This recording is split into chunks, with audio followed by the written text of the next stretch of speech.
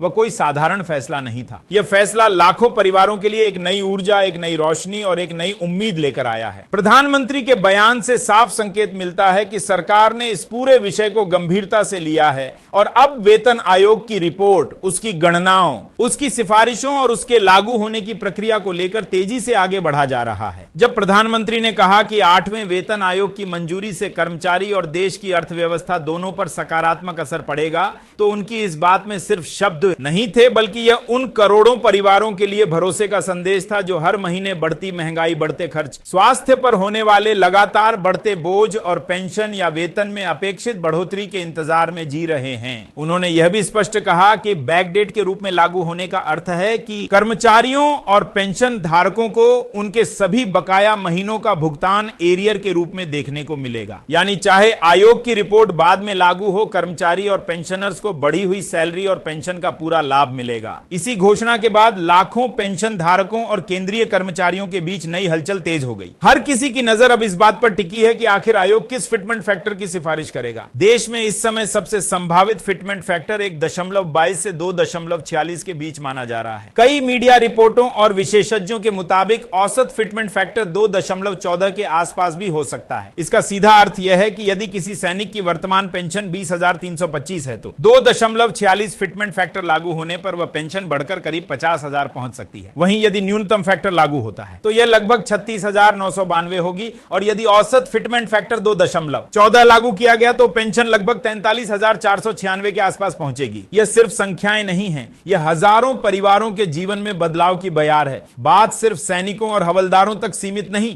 केंद्र सरकार के करीब 50 लाख कर्मचारी और 70 लाख पेंशनर, जिनमें से बड़ी संख्या में सिविलियन कर्मचारी भी शामिल हैं, इस आयोग की हर गतिविधि पर पैनी नजर रखे हुए हैं। और अब जबकि 18 महीने का समय आयोग को उसकी रिपोर्ट सौंपने के लिए दिया गया है, तो इसकी प्रक्रिया भी गंभीर गति से आगे बढ़ रही है। यह पूरी प्रक्रिया इतनी व्यापक है कि हर एक कर्मचारी, हर एक पेंशनर और हर एक परिवार के जीवन में इसका प्रभाव पड़ेगा। और जब रिपोर्ट लागू होगी तो इसके साथ ही पिछले कई महीनों का एरियर एक मुश्त भुगतान के रूप में मिलेगा, जिससे कई परिवारों को उस राहत की अनुभूति होगी जिसका इंतजार उन्होंने वर्षों से किया था। उधर पेंशन को लेकर एक और महत्वपूर्ण जानकारी सामने आती है। पेंशन बैंक पेंशनरों के खातों में जमा हो चुकी है और स्पर्श सिस्टम वाले पेंशनरों के खातों में पेंशन 58% महंगाई राहत यानी DADR के साथ क्रेडिट होनी शुरू हो चुकी है। यह राहत करोड़ों बुजुर्ग पेंशनरों के लिए आज के समय में बेहद महत्वपूर्ण मानी जाती है, क्योंकि महंगाई ने घरेलू बजट को जिस तरह हिलाकर रखा है, उसमें पेंशन की बढ़ी हुई राशि एक स्थिर सहारा बनती है। पर सवाल यह भी है कि आगे क्या होगा। बढ़ी हुई सैलरी और बढ़ी हुई पेंशन प्रभावी मानी जाएंगी, लेकिन यह अमल में कब आएंगी? कई रिपोर्टों के अनुसार इस पूरी प्रक्रिया को पूरा होने में समय लग सकता है। यानी आने वाले समय में धीरे धीरे कर्मचारियों और पेंशन धारकों को उनका पूरा लाभ दिखाई देगा। और जहां तक एरियर का सवाल है, तो सरकार को पूरा फाइनेंशियल इंपैक्ट पेंशनर्स और कर्मचारियों के खातों में जमा करना होगा। इस सब के बीच एक और बड़ी हलचल पैदा हुई है। JCM के सचिव शिव गोपाल मिश्रा द्वारा सौंपे गए मांग पत्र से यह मांग पत्र प्रधानमंत्री नरेंद्र मोदी जी की घोषणा के तुरंत बाद तैयार किया गया था और इसमें उन मुख्य मुद्दों को उठाया गया है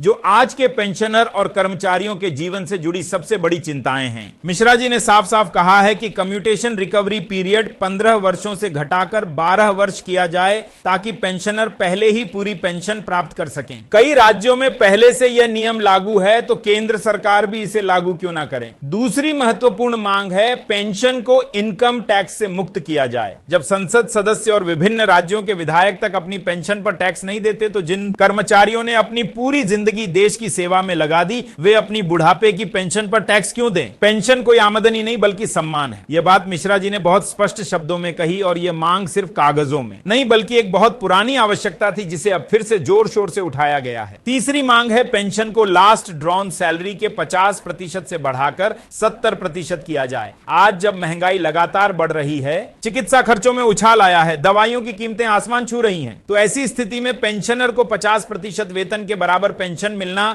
उनके वास्तविक जीवन खर्चों को पूरा नहीं कर पाता। यदि यह 70% कर दी जाती है, तो बुजुर्ग पेंशनरों को बेहतर सुरक्षा मिलेगी और वे सम्मान पूर्वक जीवन जी सकेंगे। चौथी मांग महंगाई भत्ते को लेकर है। आज तक DADR वर्ष में 2 बार संशोधित किया जाता है, जबकि महंगाई हर महीने बढ़ती है। बाजार में दाल, तेल, गैस, सब्जी, परिवहन और घरेलू वस्तुओं की कीमतें हर तिमाही में बढ़ जाती हैं। तो फिर पेंशनरों और कर्मचारियों को राहत साल में सिर्फ 2 बार ही क्यों मिले? इसीलिए सुझाव दिया गया है कि DADR को साल में 4 बार किया जाए। हर 3 महीने पर इसकी समीक्षा हो। इससे कर्मचारियों और पेंशन धारकों को त्वरित राहत मिलेगी। फिक्स्ड मेडिकल अलाउंस को लेकर भी बड़ी मांग उठाई गई है। मौजूदा समय में मात्र 1000 प्रतिमाह चिकित्सा भत्ता दिया जाता है। आज के समय में दवाइयों की कीमतों को देखकर यह राशि बेहद कम है। कई कर्मचारी संगठनों ने इसे बढ़ाकर 3000 से 5000 प्रतिमाह करने की मांग रखी है, क्योंकि स्वास्थ्य खर्च पेंशनरों की सबसे बड़ी चिंता बन चुका है। एक और महत्वपूर्ण मुद्दा है महंगाई भत्ते की असमानता।